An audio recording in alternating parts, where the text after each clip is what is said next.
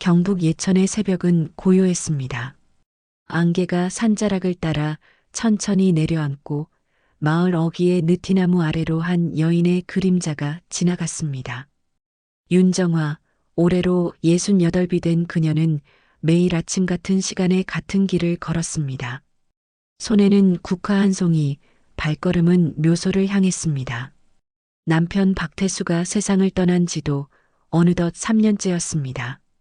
태수는 평생을 교사로 살았습니다. 성실하고 꼼꼼했던 그 사람은 제자들에게도 마을 사람들에게도 존경받는 인물이었습니다. 정화는 그런 남편이 자랑스러웠습니다. 비록 넉넉하지는 않았지만 두 사람은 서로를 믿으며 평생을 함께 살아왔습니다.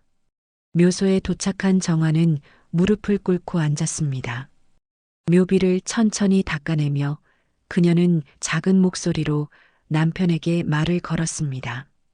태수 씨, 오늘도 왔어요. 날씨가 제법 쌀쌀해졌네요. 당신 살아있을 때 이런 날이면 늘 내복부터 챙기라고 했었죠. 정화의 목소리는 바람에 섞여 사라졌습니다. 묘비 앞에 국화를 올려놓고 그녀는 잠시 눈을 감았습니다. 그러자 귓가에 남편의 목소리가 들리는 듯 했습니다. 정화야, 내가 미안했어. 그 말은 남편이 세상을 떠나기 직전 병상에서 마지막으로 남긴 말이었습니다. 정화는 그 말의 의미를 알지 못했습니다. 무엇이 미안했던 걸까요? 정화는 그저 남편의 손을 꼭 잡으며 괜찮다고 아무것도 미안할 게 없다고 말했었습니다. 묘소를 나서는 길, 정화는 아들 민석의 집으로 향했습니다. 남편이 세상을 떠난 뒤 정화는 아들 부부와 함께 살게 되었습니다. 민석은 40살이 된 지금도 성실하게 직장을 다녔고 며느리 은주는 집안일을 도맡았습니다. 하지만 며느리는 늘 무뚝뚝했습니다. 시어머니를 대하는 태도가 따뜻하지 않았습니다. 집에 들어서자 은주가 부엌에서 아침을 준비하고 있었습니다. 정화는 조심스럽게 인사를 건넸습니다. 은주야, 아침 준비하느라 고생이 많구나. 은주는 고개도 돌리지 않고 대답했습니다. 네, 어머니. 그런데 어머니, 오늘도 아버지 묘소 다녀오셨어요? 응, 다녀왔지. 매일 가야 마음이 편해서 그래. 은주는 칼질을 멈추고 정화를 돌아보았습니다. 그 눈빛에는 약간의 불만이 서려 있었습니다. 시어머니, 이제 그만 태수 아버지 묘에 매일 가시죠. 죽은 사람보다 산 사람을 좀 보세요. 손주도 돌봐야 하고 집안일도 도와주셔야 하잖아요. 정화는 말없이 웃었습니다. 며느리의 말이 틀린 건 아니었습니다. 하지만 그 묘소에 가지 않으면 정화는 하루를 시작할 수가 없었습니다. 남편과의 대화가 그녀에게는 유일한 위안이었습니다. 알았어, 은주야. 내가 좀 더 신경 쓸게. 은주는 더 이상 말하지 않고 다시 부엌 일에 집중했습니다. 정화는 거실로 들어가 손주를 안아 올렸습니다. 6살 된 손주 지훈이는 할머니 품에 안기며 환하게 웃었습니다. 할머니, 오늘도 할아버지 보고 왔어요? 그럼 할아버지한테 인사드리고 왔지. 지훈이도 보고 싶다고 전했어. 지훈이는 고개를 끄덕이며 할머니의 손을 꼭 잡았습니다. 정화는 손주의 따뜻한 손길에서 잠시나마 위로를 받았습니다. 하지만 그 위로도 잠깐 그녀의 마음 한구석에는 늘 남편의 마지막 말이 맴돌았습니다. 내가 미안했어. 도대체 무엇이 미안했던 걸까요? 정화는 그 답을 알지 못한 채 하루하루를 살아가고 있었습니다. 저녁이 되자 정화는 다시 한번 남편의 영정 앞에 앉았습니다. 작은 제사상에 밥 한 그릇과 물 한 잔을 올려놓고 그녀는 조용히 손을 모았습니다. 태수 씨, 오늘도 무사히 하루가 지나갔어요. 당신이 없는 3년이 어떻게 지나갔는지 모르겠네요. 당신이 미안하다고 했던 그 말, 나는 아직도 무슨 뜻인지 모르겠어요. 그냥 편히 쉬세요. 내가 여기서 잘 버티고 있으니까요. 정화의 눈가에 눈물이 맺혔습니다. 그녀는 눈물을 닦으며 자리에서 일어났습니다. 내일도 또 새벽에 묘소에 가야 했습니다. 그것이 정화가 남편과 연결된 유일한 방법이었습니다. 추석을 일주일 앞둔 아침이었습니다. 정화는 평소보다 조금 일찍 집을 나섰습니다. 추석 전에 묘소를 깨끗이 정리해두고 싶었기 때문입니다. 손에는 국화 2송이와 작은 빚을 도구를 들고 정화는 익숙한 산길을 올랐습니다. 묘소에 도착하자 정화는 잠시 멈춰 섰습니다. 뭔가 이상했습니다. 평소 아무도 없던 남편의 묘 앞에 누군가 서 있었습니다. 짙은 검은색 코트를 입은 여자, 그리고 그 옆에는 초등학교 저학년쯤 되어 보이는 사내아이가 서 있었습니다. 정화는 천천히 다가갔습니다.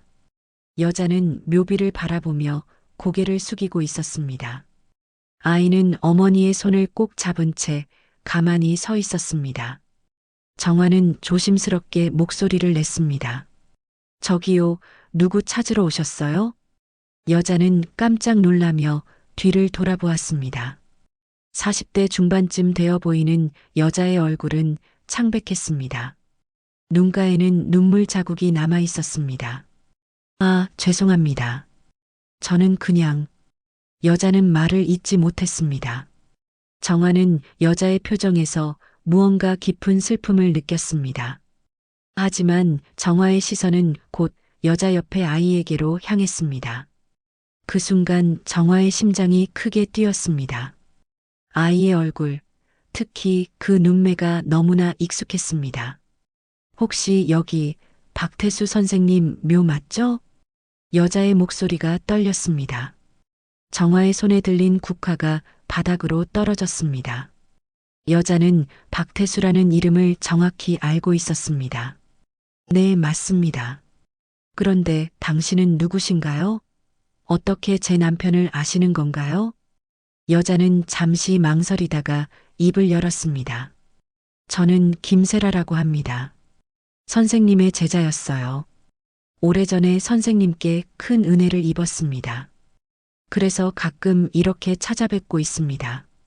정화는 고개를 끄덕였습니다. 남편은 평생 교사였고 수많은 제자들이 있었습니다. 가끔 제자들이 찾아와 인사를 하기도 했습니다. 하지만 정화의 시선은 계속 아이에게 머물렀습니다. 그럼 이 아이는요? 제 아들입니다. 태윤이에요. 세라는 아이의 어깨를 감싸며 말했습니다. 정화는 아이를 자세히 바라보았습니다.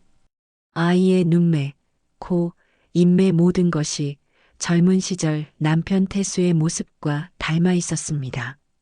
정화는 가슴이 철렁 내려앉는 느낌을 받았습니다. 아이가 참 잘생겼네요. 몇 살인가요? 8살입니다. 8살. 정화는 빠르게 계산했습니다. 남편이 세상을 떠난 지 3년, 그렇다면 아이가 태어난 건 11년 전쯤이었습니다. 그때 남편은 아직 학교에서 일하고 있었습니다. 그런데 선생님 묘소를 어떻게 아셨어요? 저도 제자분들께 따로 알리지 않았는데요. 세라는 잠시 당황한 표정을 지었습니다. 그녀는 시선을 피하며 대답했습니다. 선생님께서 예전에 말씀하셨어요. 고향이 예천이시고 돌아가시면 이곳에 묻히고 싶다고요. 그래서 찾아봤습니다. 정화는 세라의 대답이 석연치 않았지만 더 묻지 않았습니다. 하지만 아이의 얼굴이 계속 머릿속을 떠나지 않았습니다. 그럼 저는 이만 가보겠습니다. 방해해서 죄송합니다. 세라는 아이의 손을 잡고 자리를 떠나려 했습니다. 정화는 그 뒷모습을 바라보다가 불현듯 입을 열었습니다. 혹시 연락처 좀 여쭤봐도 될까요? 남편의 제자분이라니 나중에 연락드리고 싶어서요. 세라는 잠시 망설이다가 고개를 끄덕였습니다. 두 사람은 전화번호를 교환했습니다. 세라와 아이가 산길을 내려가는 동안 정화는 그 자리에 서서 한참을 바라보았습니다. 집으로 돌아온 정화는 며느리 은주에게 오늘 있었던 일을 조심스럽게 꺼냈습니다. 은주야, 오늘 묘소에 이상한 일이 있었어. 무슨 일인데요? 태수 아버지 제자라는 여자가 아이를 데리고 왔더라고. 그런데 그 아이가 왠지 우리 젊은 때 태수 아버지를 많이 닮았어. 은주는 설거지를 하다 말고 정화를 돌아보았습니다. 그 얼굴에는 비웃음이 어려 있었습니다. 에이, 설마요, 어머니. 제자라잖아요. 어머니가 너무 예민하신 거예요. 요즘 사람들 다 비슷비슷하게 생겼어요. 정화는 더 이상 말하지 않았습니다. 하지만 그날 밤 정화는 잠을 이룰 수 없었습니다. 아이의 얼굴이 계속 떠올랐습니다. 그 눈매, 그 미소 분명 남편과 닮아 있었습니다. 정화는 침대에서 일어나 남편의 영정 앞에 앉았습니다. 어둠 속에서 남편의 얼굴을 바라보며 정화는 작은 목소리로 물었습니다. 태수 씨, 그 아이가 누구예요? 왜 당신을 그렇게 닮은 거예요? 당신이 미안하다고 했던 게 혹시 그것 때문인가요? 대답은 없었습니다. 다만 정화의 가슴 속에는 알 수 없는 불안감이 점점 커져만 갔습니다. 며칠이 지났지만 정화의 마음은 평온하지 않았습니다. 매일 아침 묘소에 갔지만 예전처럼 편안하지 않았습니다. 묘비를 닦을 때마다 세라와 그 아이의 모습이 떠올랐습니다. 특히 아이의 눈매가 자꾸만 머릿속을 맴돌았습니다. 태수 씨, 나한테 숨긴 게 있는 건 아니죠? 그 아이가 왜 당신을 그렇게 닮은 건가요? 정화는 묘비 앞에서 중얼거렸습니다. 하지만 대답은 없었습니다. 정화는 한숨을 쉬며 자리에서 일어났습니다. 집으로 돌아가는 길, 정화의 발걸음은 무거웠습니다. 집에 도착하자 며느리 은주가 거실을 청소하고 있었습니다. 정화는 조심스럽게 다시 한번 이야기를 꺼냈습니다. 은주야, 저번에 내가 말한 그 여자 기억나지? 아, 제자라는 분 말씀이세요? 왜요? 또 뭔가 있어요? 아니, 그냥 자꾸 생각이 나서 그래. 그 아이가 정말 태수 아버지를 너무 닮았거든. 은주는 빗자루를 멈추고 정화를 바라보았습니다. 그 눈빛에는 약간의 짜증이 섞여 있었습니다. 어머니, 그만 좀 생각하세요. 그냥 우연이에요. 세상에 닮은 사람 한둘인가요? 어머니가 요즘 너무 예민해지신 것 같아요. 그래도 뭐가 있어요? 아버지가 돌아가신 지 벌써 3년이 지났잖아요. 이제 좀 놓아드리세요. 죽은 사람 붙들고 계속 그러시면 어머니도 힘들고 우리도 힘들어요. 은주의 말투는 점점 날카로워졌습니다. 정화는 더 이상 말하지 않고 자기 방으로 들어갔습니다. 방문을 닫고 침대에 앉자 정화는 깊은 한숨을 내쉬었습니다. 내가 정말 예민해진 걸까? 그냥 넘어가야 하는 걸까? 하지만 마음 한구석의 불안감은 사라지지 않았습니다. 정화는 문득 남편의 유품이 정리된 서랍이 떠올랐습니다. 남편이 세상을 떠난 뒤 정화는 남편의 물건들을 정리하지 못하고 그대로 두었습니다. 차마 손댈 수가 없었기 때문입니다. 정화는 천천히 옷장 아래 서랍을 열었습니다. 남편의 안경, 시계, 낡은 지갑 그리고 몇 건의 수첩과 서류들이 가지런히 놓여 있었습니다. 정화는 하나씩 꺼내어 살펴보았습니다. 대부분은 학교 관련 서류였습니다. 제자들의 성적표, 학부모 상담 기록, 교육계획서. 정화는 그 서류들을 보며 남편의 성실했던 모습을 떠올렸습니다. 하지만 서랍 맨 아래에서 낯선 통장 하나를 발견했습니다. 통장의 표지는 낡았고 이름은 김세라로 되어 있었습니다. 정화의 손이 떨렸습니다. 김세라. 며칠 전 묘소에서 만났던 바로 그 여자의 이름이었습니다. 정화는 서둘러 통장을 펼쳤습니다. 거래 내역을 확인하자 정화의 얼굴이 창백해졌습니다. 10년 전부터 매월 50만 원씩 꾸준히 입금된 기록이 있었습니다. 마지막 입금일은 남편이 세상을 떠나기 한 달 전이었습니다. 이게 대체 무슨 태수 씨가 왜 그 여자 명의로 통장을 만들어서 돈을 넣은 거지? 정화는 통장을 꽉 쥐며 눈물을 흘렸습니다. 10년 동안 매달 50만 원이면 적지 않은 돈이었습니다. 남편은 평생 검소하게 살았고 가족에게도 늘 절약하라고 말했습니다. 그런 남편이 왜 몰래 그 여자에게 돈을 보냈던 걸까요? 정화는 다시 서랍을 뒤졌습니다. 혹시 다른 단서가 있을까 싶어서였습니다. 그러다 낡은 편지 한 통을 발견했습니다. 봉투에는 발신인 이름이 없었고 남편의 이름만 적혀 있었습니다. 정화는 떨리는 손으로 편지를 꺼냈습니다. 선생님, 저는 선생님께 평생 빚을 졌습니다. 선생님이 아니었다면 저는 이 세상에 없었을 겁니다. 선생님께서 보내주신 도움 덕분에 저와 아이는 겨우 버티고 있습니다. 하지만 선생님께 이렇게 폐를 끼치는 게 너무 죄송합니다. 언젠가 꼭 갚겠습니다. 감사합니다. 세라 올림. 편지의 날짜는 5년 전이었습니다. 정화는 편지를 읽고 또 읽었습니다.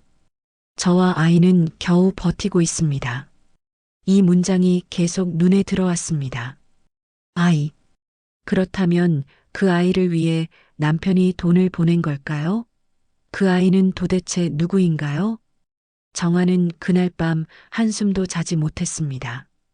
통장과 편지를 번갈아 보며 정화는 남편에 대한 의심이 점점 커져만 갔습니다. 남편은 평생 정직하고 성실한 사람이었습니다. 하지만 지금 정화가 발견한 것들은 그 믿음을 흔들고 있었습니다. 태수 씨, 당신이 미안하다고 했던 게 바로 이거였나요? 당신이나 몰래 그 여자와 그 아이와 무슨 관계였던 건가요? 정화는 남편의 영정을 바라보며 울었습니다. 평생을 함께한 남편이었지만 지금 정화는 남편이 낯설게 느껴졌습니다. 묘소에서 봤던 아이의 얼굴이 다시 떠올랐습니다. 그 눈매, 그 미소 남편과 너무나 닮아있던 그 모습. 혹시 그 아이가 당신의 아이인 건 아니겠죠? 아니, 그럴 리 없어. 당신은 그런 사람이 아니었잖아. 하지만 정화의 마음속 의심은 이미 깊은 뿌리를 내리고 있었습니다. 정화는 결심했습니다. 직접 세라를 만나 진실을 확인해야겠다고. 이대로 모른 척하고 살 수는 없었습니다. 이틀 뒤 정화는 세라에게 전화를 걸었습니다. 통화 버튼을 누르는 손이 떨렸습니다. 신호음이 몇 번 울린 뒤 세라의 목소리가 들려왔습니다. 여보세요? 세라 씨, 저 박태수 선생님 부인 윤정화입니다. 혹시 시간 되시면 만나서 이야기 좀 나눌 수 있을까요? 전화기 너머로 잠시 침묵이 흘렀습니다. 세라는 긴장한 듯 대답했습니다. 네, 알겠습니다. 언제 뵐까요? 내일 오후 2시에 예천역 근처 찻집에서 만나면 어떨까요? 좋습니다. 그럼 내일 뵙겠습니다. 통화를 끊고 정화는 깊게 숨을 들이마셨습니다. 내일이면 모든 게 밝혀질 것입니다. 정화는 남편의 영정을 바라보며 조용히 말했습니다. 태수 씨, 내가 진실을 알아야겠어요. 당신이 뭘 숨겼는지, 그 아이가 누구인지 이제 더 이상 모른 척할 수가 없어요. 다음 날 오후 정화는 약속 장소에 먼저 도착했습니다. 찻집 구석자리에 앉아 세라를 기다렸습니다. 얼마 지나지 않아 세라가 들어왔습니다. 세라는 정화를 발견하고 조심스럽게 다가왔습니다. 어머님 기다리셨죠? 죄송합니다. 아니에요. 저도 방금 왔어요. 앉으세요. 두 사람은 마주 앉았습니다. 잠시 어색한 침묵이 흘렀습니다. 정화가 먼저 입을 열었습니다. 세라 씨, 저번에 묘소에서 봤죠. 그날 이후로 계속 생각이 나더라고요. 그래서 오늘 이렇게 만나자고 한 겁니다. 세라는 고개를 끄덕이며 차분하게 대답했습니다. 네, 저도 그날 뵙고 놀랐어요. 어머님을 뵙게 될 줄은 몰랐습니다. 정화는 가방에서 통장과 편지를 꺼냈습니다. 그리고 천천히 테이블 위에 올려놓았습니다. 세라의 얼굴이 창백해졌습니다. 이게 뭔지 아시죠? 제 남편 서랍에서 찾았어요. 당신 명의로 된 통장이더군요. 10년 동안 매달 50만 원씩 입금되어 있었어요. 그리고 이 편지 당신이 쓴 거 맞죠? 세라는 고개를 숙였습니다. 한참 동안 아무 말도 하지 못했습니다. 정화는 떨리는 목소리로 물었습니다. 세라 씨, 솔직하게 말해주세요. 당신과 제 남편 어떤 사이였나요? 그리고 그 아이 태윤이는 도대체 누구인가요? 세라는 눈물을 흘리기 시작했습니다. 그녀는 손수건을 꺼내 눈가를 닦으며 천천히 입을 열었습니다. 어머님, 저는 선생님께 평생 빚을 진 사람입니다. 선생님은 제 인생의 은인이셨어요. 은인이라니 무슨 뜻인가요? 세라는 깊은 숨을 들이마셨습니다. 그리고 자신의 이야기를 시작했습니다. 제가 고등학생이었을 때 저희 집은 너무 가난했어요. 아버지는 술만 드시고 폭력을 휘두르셨죠. 어머니는 일찍 돌아가셨고 저는 매일 맞으며 살았습니다. 어느 날 학교에 멍이 든 채로 갔는데 선생님께서 알아채셨어요. 정화는 가만히 세라의 이야기를 들었습니다. 선생님은 저를 따로 불러 상담하셨어요. 처음에는 말하기 싫었지만 선생님께서 너무 걱정해 주셔서 결국 다 털어놓았죠. 그날 밤 선생님은 직접 제 집에 오셔서 아버지와 이야기하셨어요. 그리고 저를 친척 집에 보내주셨습니다. 선생님 덕분에 저는 살 수 있었어요. 세라의 목소리는 점점 떨렸습니다. 그 뒤로도 선생님은 계속 저를 챙겨주셨어요. 학비도 대주시고 대학 갈 수 있게 도와주셨죠. 저는 선생님께 너무 감사했어요. 하지만 뭔가요? 세라는 잠시 말을 멈췄습니다. 그리고 조심스럽게 말을 이었습니다. 저도 한때 흔들렸어요. 선생님께 의지하다 보니 제 감정이 혼란스러웠습니다. 하지만 선생님은 단 한 번도 저를 여자로 보지 않으셨어요. 늘 제자로만 대해주셨습니다. 그래서 저도 마음을 정리할 수 있었어요. 정화는 안도의 한숨을 쉬었습니다. 하지만 여전히 궁금한 게 있었습니다. 그럼 태윤이는요? 그 아이는 누구인가요? 왜 제 남편이 그 아이를 위해 돈을 보냈나요? 세라는 눈물을 닦으며 떨리는 목소리로 대답했습니다. 태윤이는 제 아들입니다. 하지만 아버지는 따로 있어요. 그럼 왜 우리 남편이 도왔나요? 세라는 고개를 들어 정화를 바라보았습니다. 그 눈빛에는 깊은 슬픔이 담겨 있었습니다. 태윤이 아버지는 저를 버렸어요. 임신 사실을 알고 도망쳤죠. 저는 혼자 아이를 낳았고 생활이 너무 힘들었습니다. 선생님께 도움을 청했고 선생님은 흔쾌히 도와주셨어요. 그렇게 10년 동안 선생님 덕분에 저와 태윤이는 살 수 있었습니다. 정화는 세라의 이야기를 들으며 복잡한 감정에 휩싸였습니다. 남편은 역시 착한 사람이었습니다. 하지만 동시에 왜 자신에게는 이 사실을 숨겼을까 하는 서운함도 들었습니다. 그런데 세라 씨, 한 가지만 더 물어볼게요. 태윤이 그 아이가 우리 남편을 너무 닮았어요. 혹시? 세라는 정화의 말을 막으며 고개를 저었습니다. 아닙니다, 어머님. 태윤이는 선생님의 아이가 아니에요. 다만, 세라는 잠시 망설이다가 말을 이었습니다. 선생님이 돌아가시기 직전 저에게 이렇게 말씀하셨어요. 세라야, 태윤이가 내 아들은 아니지만 내가 지켜주고 싶은 아이다. 부탁이니 잘 키워라. 그 말씀을 듣고 저는 울었습니다. 정화의 눈에도 눈물이 고였습니다. 남편의 따뜻한 마음이 느껴졌기 때문입니다. 찻집을 나온 정화의 발걸음은 무거웠습니다. 세라와의 대화는 남편에 대한 의심을 조금 풀어주었지만 동시에 새로운 의문을 남겼습니다. 태윤이가 남편의 아이가 아니라는 세라의 말을 믿어야 할까요? 아니면 세라가 무언가를 숨기고 있는 걸까요? 집으로 돌아온 정화는 남편의 영정 앞에 앉았습니다. 향을 피우고 그녀는 조용히 남편에게 말을 걸었습니다. 태수 씨, 오늘 세라 씨를 만났어요. 당신이 그 사람을 도와준 이유를 들었습니다. 당신은 역시 착한 사람이었어요. 하지만 왜 나한테는 말하지 않았나요? 왜 혼자 그 짐을 지고 갔나요? 정화의 목소리는 떨렸습니다. 남편은 평생 정화에게 모든 것을 말하는 사람이었습니다.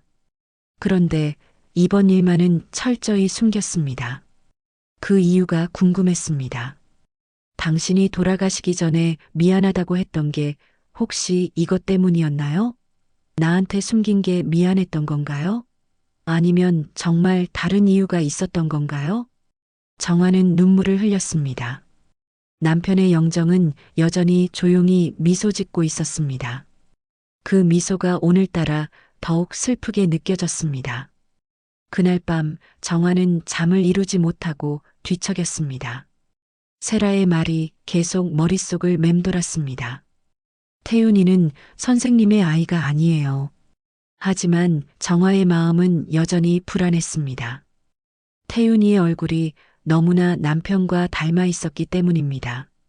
다음 날 아침 정화는 마을 노인회관으로 향했습니다. 마을에서 오래 살아온 노인회장이라면 혹시 남편에 대해 뭔가 알고 있을지도 모른다는 생각이 들었기 때문입니다. 노인회관에 도착하자 회장 할아버지가 마당에서 화분을 가꾸고 계셨습니다. 정화는 조심스럽게 다가갔습니다. 회장님, 안녕하세요. 오, 정화 씨 아닌가? 오랜만이네. 무슨 일로 왔나? 회장님, 제가 여쭤볼 게 있어서요. 혹시 시간 괜찮으세요? 회장은 고개를 끄덕이며 정화를 회관 안으로 안내했습니다. 두 사람은 마주 앉았고 정화는 천천히 이야기를 꺼냈습니다. 회장님, 제 남편 태수 씨에 대해 혹시 아시는 게 있으신가요? 특히 학교를 그만두기 전쯤에 무슨 일이 있었는지. 회장은 잠시 망설이는 듯 했습니다. 그리고 한숨을 쉬며 입을 열었습니다. 정화 씨, 나 사실 그 일 알고 있었네. 정화의 가슴이 쿵 내려앉았습니다. 무슨 일이요? 무슨 일을 아신다는 건가요? 회장은 차를 한 모금 마시고 천천히 말을 이었습니다. 태수 그 양반 학교 그만둘 무렵에 큰 곤란을 겪었지. 어떤 제자의 아버지한테 협박을 당했거든. 협박이라니요? 그래, 그 아버지가 태수한테 찾아와서 말했대. 내 딸이 당신 아이를 임신했으니 책임지라고. 그것도 돈으로 책임지라고 했지. 정화는 숨이 막히는 듯 했습니다. 세라의 아버지 이야기인 게 분명했습니다. 그래서 남편이 어떻게 했나요? 태수는 처음에 부인했지. 자기는 그런 짓을 한 적이 없다고 말이야. 하지만 그 아버지는 계속 협박했어. 학교에 소문을 퍼뜨리겠다고, 경찰에 신고하겠다고 했지. 정화의 손이 떨렸습니다. 결국 태수는 그 협박에 못 이겨 돈을 주기 시작했어. 매달 일정 금액을 주면서 입을 막았던 거지. 하지만 그게 태수 건강을 망쳤네. 스트레스 때문에 병이 생겼고 결국 학교도 그만둘 수밖에 없었지. 정화는 눈물을 흘렸습니다. 남편이 그런 고통을 겪었다는 사실이 너무나 가슴 아팠습니다. 그런데 회장님, 그게 사실이었나요? 정말 남편이 그 일을 저질렀나요? 회장은 고개를 저었습니다. 아니야, 정화 씨. 그건 거짓말이었어. 그 아버지가 돈을 뜯어내려고 꾸민 거였지. 나중에 알고 보니 그 딸아이는 다른 남자아이랑 사귀고 있었대. 그 아이가 임신을 시킨 거였어. 정화는 하얗게 질렸습니다. 그럼 남편은 아무 잘못도 없었단 말인가요? 그렇지. 태수는 끝까지 결백했어. 하지만 소문이 두려워서, 그리고 그 여학생이 상처받을까봐 조용히 돈을 준 거야. 태수는 그런 사람이었지. 자기가 희생하더라도 남을 지키려는 사람이었어. 정화는 그 자리에서 무너졌습니다. 눈물이 멈추지 않았습니다. 남편은 아무 잘못도 없었습니다. 오히려 다른 사람을 지키기 위해 자신을 희생했던 것입니다. 태수 씨, 당신은 왜 그렇게 혼자 고생했나요? 왜 나한테 말하지 않았어요? 회장은 정화의 어깨를 토닥이며 말했습니다. 태수는 자네한테 걱정을 끼치고 싶지 않았던 거야. 자네가 힘들어할까봐 혼자 짊어진 거지. 그게 태수의 사랑이었네. 정화는 고개를 숙이고 한참을 울었습니다. 남편에 대한 의심이 부끄러웠습니다. 남편은 끝까지 훌륭한 사람이었습니다. 하지만 동시에 정화는 분노가 치밀어 올랐습니다. 세라의 아버지가 남편을 그렇게 괴롭혔다는 사실이 용서되지 않았습니다. 집으로 돌아온 정화는 남편의 영정 앞에 무릎을 꿇고 앉았습니다. 태수 씨, 미안해요. 내가 당신을 의심했어요. 당신은 끝까지 잘못이 없었는데 나는 당신을 믿지 못했어요. 정말 미안해요. 정화는 향로를 꺼내 향을 피웠습니다. 그런데 손이 떨려 향로가 바닥에 떨어지고 말았습니다. 불꽃이 튀며 작은 불이 일어났습니다. 정화는 황급히 불을 끄며 다시 한번 눈물을 흘렸습니다. 태수 씨, 이제 모든 걸 알았어요. 당신이 얼마나 힘들었는지, 얼마나 외로웠는지 이제야 알겠어요.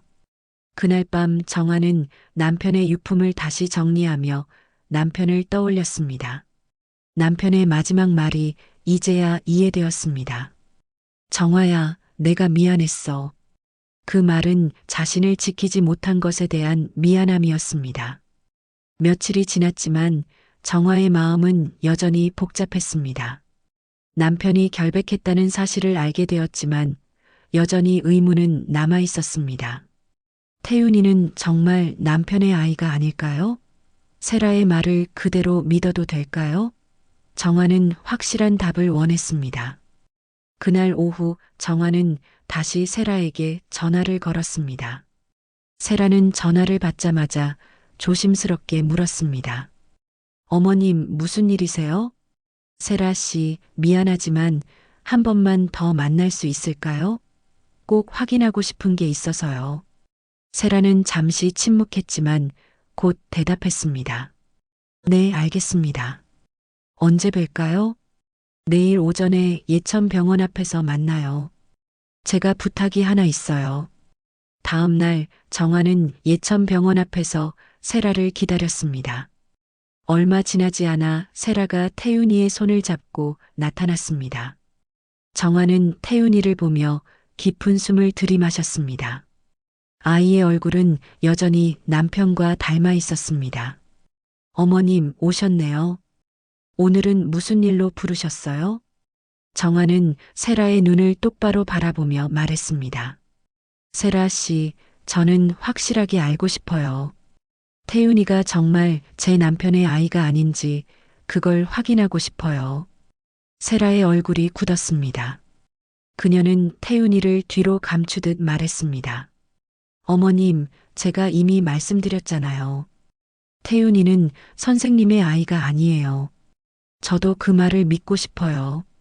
하지만 제 눈으로 직접 확인하기 전까지는 마음이 편하지 않아요. 부탁이에요, 세라 씨. DNA 검사를 해주세요. 세라는 눈물을 흘리기 시작했습니다. 그녀는 고개를 숙이며 떨리는 목소리로 말했습니다. 어머님, 정말 그래야만 하나요? 저는 이미 선생님께 너무 큰 빚을 졌어요. 이제 와서 선생님을 의심하는 것 같아서 너무 마음이 아파요. 정화는 세라의 손을 잡았습니다. 세라 씨, 이건 의심이 아니에요. 저도 마음을 정리하고 싶어요. 그래야 제 남편을 제대로 보낼 수 있을 것 같아요. 부탁이에요. 세라는 한참을 망설이다가 고개를 끄덕였습니다. 알겠습니다. 검사를 하겠습니다. 두 사람은 병원으로 들어갔습니다.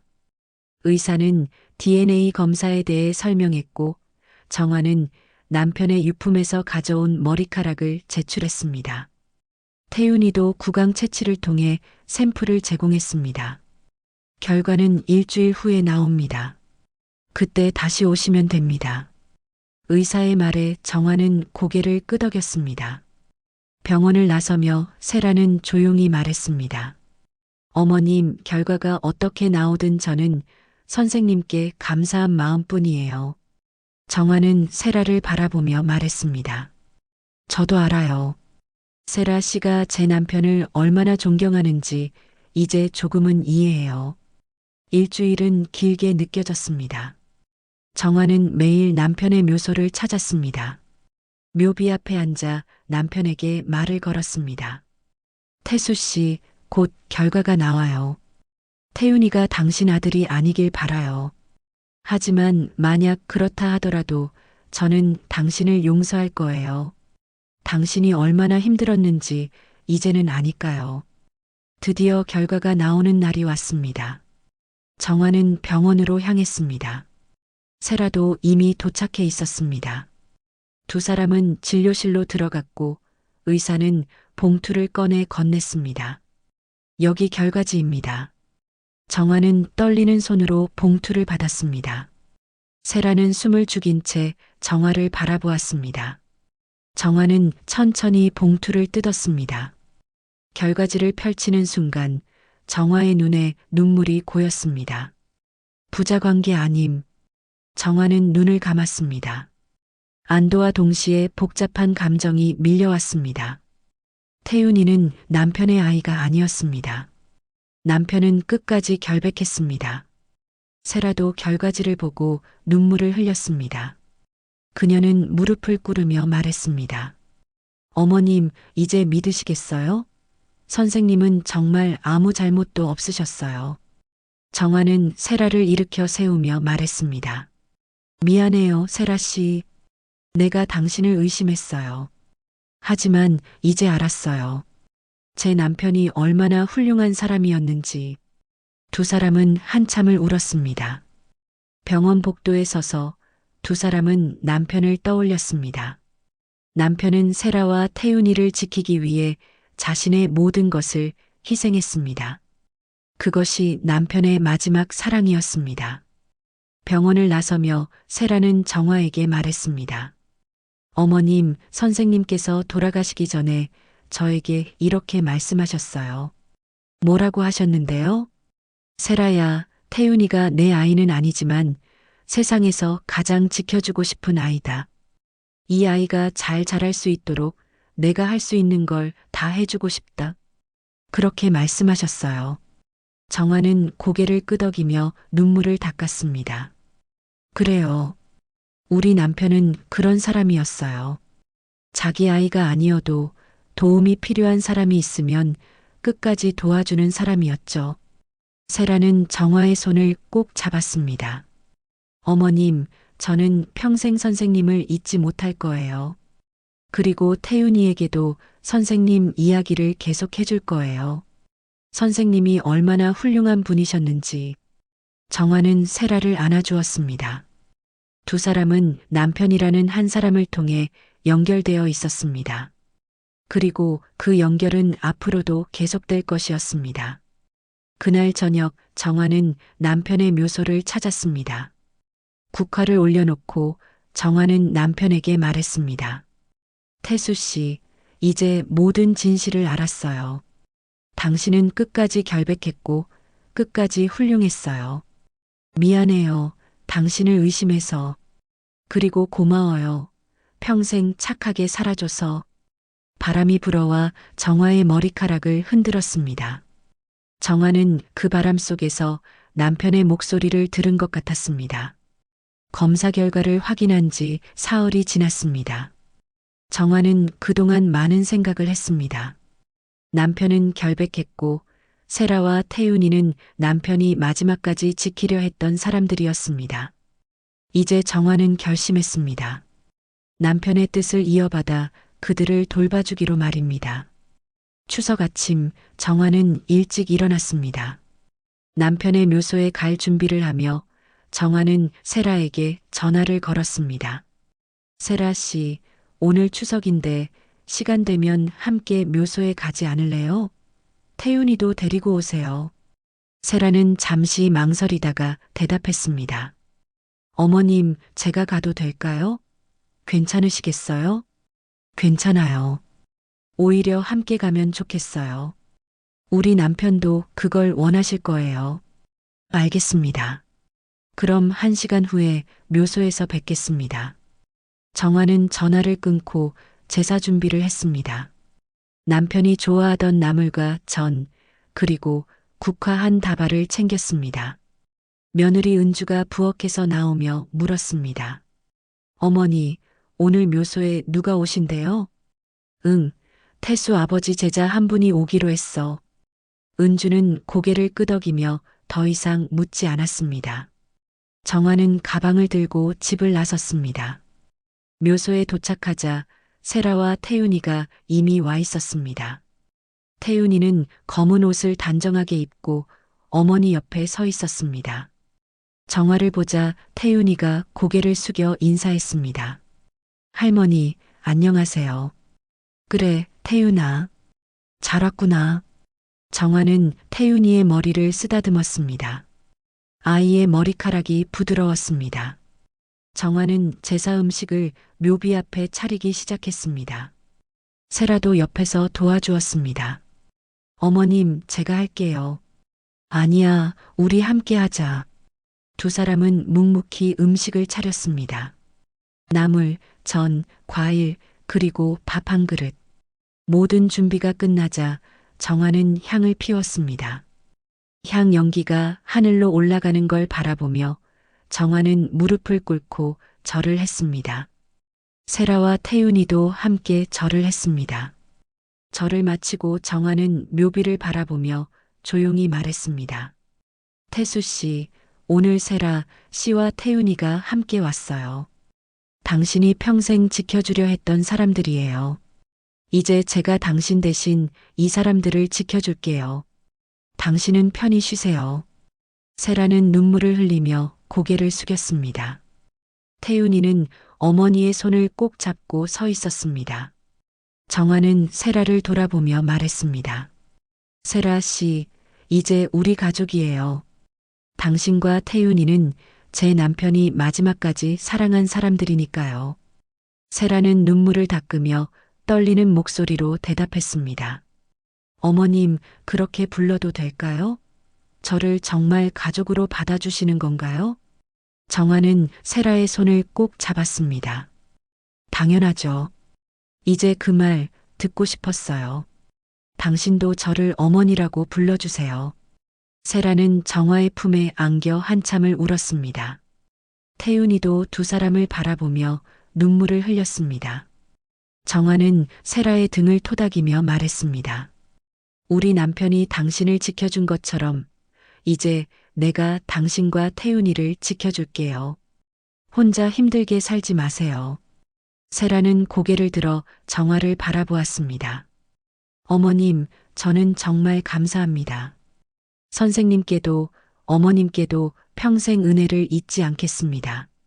정화는 미소를 지으며 태윤이를 불렀습니다. 태윤아, 이리 와봐. 태윤이가 조심스럽게 다가왔습니다. 정화는 태윤이를 안아주며 말했습니다. 태윤아, 너는 우리 할아버지가 정말 아끼던 아이야. 할아버지는 비록 이 세상에 안 계시지만 할머니가 있잖니. 할머니가 너를 잘 돌봐줄게. 태윤이는 정화의 품에 안기며 작은 목소리로 말했습니다. 할머니, 저 할아버지 뵙고 싶어요. 할아버지가 어떤 분이셨는지 알고 싶어요. 정화는 태윤이의 머리를 쓰다듬으며 대답했습니다. 그래, 할머니가 할아버지 이야기 많이 해줄게. 할아버지는 정말 훌륭한 분이셨어. 너도 할아버지처럼 착한 사람이 되렴. 태윤이는 고개를 끄덕였습니다. 정화는 태윤이를 아는 채 남편의 묘비를 바라보았습니다. 묘비에는 남편의 이름이 새겨져 있었습니다. 박태수? 그 이름을 보며 정화는 남편의 목소리를 떠올렸습니다. 정화야, 고마워. 내가 지키지 못한 사람들을 내가 지켜줘서 정말 고마워. 정화는 눈을 감았습니다. 바람이 불어와 나뭇잎을 흔들었습니다. 그 바람 속에서 정화는 남편의 온기를 느꼈습니다. 세 사람은 한참 동안 묘소 앞에 앉아 있었습니다. 아무 말 없이 그저 남편을 떠올리며 시간을 보냈습니다. 해가 서쪽으로 기울어갈 무렵 정화가 먼저 자리에서 일어났습니다. 이제 내려가야겠어요. 태윤이도 배고프겠지? 태윤이는 고개를 끄덕였습니다. 세라도 자리에서 일어나며 제사 음식을 정리하기 시작했습니다. 정화는 세라를 말리며 말했습니다. 세라 씨, 이건 내가 할게요. 당신은 태윤이 좀 봐줘요. 아니에요, 어머님. 제가 도와드릴게요. 두 사람은 함께 음식을 정리했습니다. 모든 게 끝나고 세 사람은 산길을 내려왔습니다. 정화는 세라와 태윤이의 손을 잡으며 말했습니다. 오늘부터 우리 자주 만나요. 태윤이도 우리 집에 자주 놀러 오고요. 세라는 고개를 끄덕이며 미소 지었습니다. 네, 어머님. 그렇게 하겠습니다. 산길을 내려오며 정화는 하늘을 올려다보았습니다. 구름 사이로 햇살이 비치고 있었습니다. 정화는 그 햇살 속에서 남편의 미소를 보았습니다. 남편은 이제 편히 쉬고 있을 것입니다. 추석이 지나고 계절은 겨울로 접어들었습니다. 정화는 그동안 많은 생각을 했습니다. 남편이 세라와 태윤이를 지켜준 것처럼 정화도 그들을 위해 무언가 해주고 싶었습니다. 어느 날 정화는 마을 초등학교 앞을 지나다가 문득 생각이 떠올랐습니다. 그래, 여기에 작은 가게를 열면 어떨까? 정화는 집으로 돌아와 아들 민석에게 이야기를 꺼냈습니다. 민석아, 엄마가 작은 가게를 하나 열까 하는데 어떻게 생각하니? 민석은 놀란 표정으로 물었습니다. 가게요? 무슨 가게요? 초등학교 앞에 작은 간식 가게. 애들한테 떡볶이도 팔고 군것질거리도 팔고 싶어. 민석은 잠시 생각하다가 고개를 끄덕였습니다. 좋은 생각이세요, 어머니. 집에만 계시는 것보다 훨씬 나을 것 같아요. 제가 도와드릴게요. 며느리 은주도 의외로 찬성했습니다. 어머니께서 하고 싶으신 일이 생기신 거 좋은 것 같아요. 저도 도와드릴게요. 정화는 가족의 지지에 힘을 얻어 본격적으로 준비를 시작했습니다. 초등학교 앞 작은 점포를 얻고 간단한 주방 시설을 갖췄습니다. 세라도 소식을 듣고 찾아와 도와주었습니다. 어머님, 제가 간판 글씨 좀 써드릴게요. 제가 서예를 좀 배웠거든요. 그래, 그럼 부탁할게. 세라는 정성껏 간판 글씨를 썼습니다. 태순의 간식가게. 남편의 이름을 딴 가게였습니다. 정화는 간판을 보며 눈물을 흘렸습니다.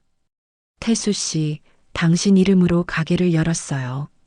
여기서 아이들을 돌볼 거예요. 당신이 제자들을 아꼈던 것처럼요. 겨울이 지나고 봄이 왔습니다. 가게 문을 연 지 2달째, 정화의 가게는 아이들에게 인기를 끌었습니다. 학교가 끝나면 아이들이 삼삼오오 모여들었습니다. 정화는 떡볶이를 만들며 아이들과 이야기를 나눴습니다. 할머니, 오늘 떡볶이 맛있어요. 그래, 많이 먹어라. 할머니가 정성껏 만들었단다. 아이들의 웃음소리가 가게 안을 가득 채웠습니다. 정화는 그 소리를 들으며 행복을 느꼈습니다. 남편이 살아있을 때 학교에서 아이들을 가르치며 행복해하던 모습이 떠올랐습니다. 어느 날 오후 태윤이가 학교가 끝나고 가게로 찾아왔습니다. 정화는 태윤이를 보며 환하게 웃었습니다. 태윤아, 왔구나. 오늘은 무엇을 먹을래? 할머니, 떡볶이 주세요. 그래, 할머니가 맛있게 만들어줄게. 정화는 국자를 들어 떡볶이를 접시에 담았습니다. 태윤이는 자리에 앉아 떡볶이를 먹기 시작했습니다. 정화는 태윤이를 바라보며 말했습니다. 태윤아, 학교 재미있니? 네, 할머니. 친구들도 많이 생겼어요. 그래, 다행이구나. 너도 할아버지처럼 착한 아이로 자라야 해. 태윤이는 고개를 끄덕이며 떡볶이를 먹었습니다. 정화는 태윤이를 보며 남편을 떠올렸습니다. 남편이 지키려 했던 아이, 이제 정화가 지켜주고 있었습니다. 세라도 가끔 가게에 들렀습니다. 정화와 함께 설거지를 하거나 청소를 도와주었습니다. 어느 날 세라가 조용히 말했습니다. 어머님, 제가 요즘 직장을 구했어요. 작은 회사지만 안정적인 곳이에요. 그래, 정말 잘 됐구나. 이제 태윤이랑 더 편하게 살 수 있겠네. 네, 다 어머님과 선생님 덕분이에요. 정말 감사합니다. 정화는 세라의 손을 잡으며 말했습니다. 우리는 이제 가족이잖아. 가족끼리 고맙다는 말은 하지 말자. 세라는 눈물을 글썽이며 고개를 끄덕였습니다. 두 사람은 함께 가게 정리를 마쳤습니다. 봄이 깊어가던 어느 날 정화는 남편의 묘소를 찾았습니다. 손에는 국화 대신 노란 개나리 가지를 들고 있었습니다. 묘비 앞에 꽃을 놓고 정화는 남편에게 말을 걸었습니다. 태수 씨, 봄이 왔어요. 당신이 좋아하던 계절이죠. 나는 요즘 가게 일로 바빠요. 아이들이 많이 찾아와요. 당신이 가르쳤던 제자들처럼 나도 아이들을 돌보고 있어요. 바람이 불어와 정화의 옷자락을 흔들었습니다. 정화는 계속 말을 이었습니다. 세라와 태윤이도 잘 지내요. 세라는 직장을 구했고 태윤이는 학교에서 인기가 많대요. 당신이 지켜주려 했던 사람들, 이제 제가 잘 돌보고 있어요. 그러니 걱정 마시고 편히 쉬세요. 묘비는 말없이 서 있었습니다. 하지만 정화는 남편의 대답을 들은 것 같았습니다. 정화야, 고마워. 내가 있어서 내 마음이 편하다. 정화는 미소를 지으며 자리에서 일어났습니다. 산길을 내려오며 정화는 하늘을 올려다보았습니다. 파란 하늘에 하얀 구름이 떠 있었습니다. 정화는 그 구름 사이로 햇살이 비치는 걸 바라보며 중얼거렸습니다. 태수 씨, 이제 정말 편히 쉬어요. 나는 아직 남은 사람들을 지켜야 하니까요. 당신이 시작한 사랑을 내가 이어갈게요. 가게로 돌아온 정화는 문을 열고 준비를 시작했습니다. 곧 학교가 끝나면 아이들이 몰려올 것입니다. 정화는 떡볶이 재료를 꺼내며 흥얼거렸습니다. 오랜만에 느끼는 평온함이었습니다. 저녁 무렵 태윤이가 다시 가게로 찾아왔습니다. 이번에는 친구 2명을 데리고 왔습니다. 할머니, 제 친구들이에요. 같이 떡볶이 먹어도 돼요? 그럼 당연하지. 할머니가 많이 만들어줄게. 정화는 아이들을 위해 떡볶이를 만들었습니다. 아이들의 웃음소리가 가게 안을 가득 채웠습니다. 정화는 그 소리를 들으며 행복을 느꼈습니다. 이것이 남편이 원했던 삶이었습니다. 남을 돕고 사랑하고 지켜주는 삶. 정화는 창밖을 바라보았습니다. 저녁 노을이 하늘을 물들이고 있었습니다.